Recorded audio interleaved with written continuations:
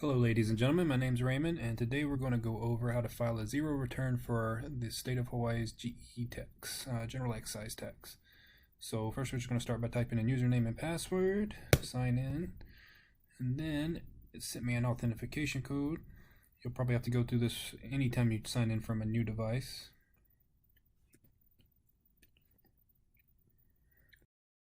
Here you can see I have a requirement to submit semi-annually.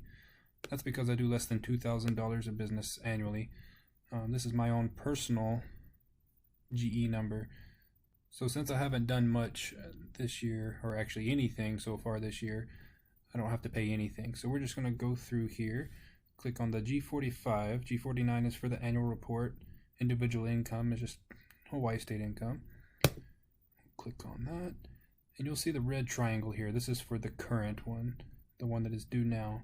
So hit File Return. Here you can hit Next.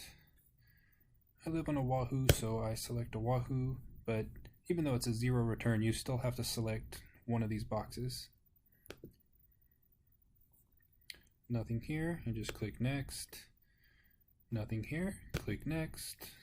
Nothing here, click Next. Nice and easy so far. As you can see, it all says zero. That's what we want it to say. And then you scroll down here to the bottom and click on Submit. Then you'll need to type in your password. Alright, you can see that it's submitted. You can click on Printable View here, and then you will see that you have a big red stamp across it, E-stamp, said filed via web.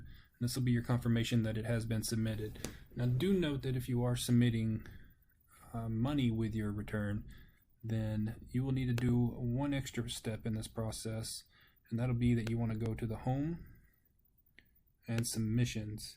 And here you want to make sure it says a G45 return for X amount of dollars and payment for X amount of dollars. It'll need to say both.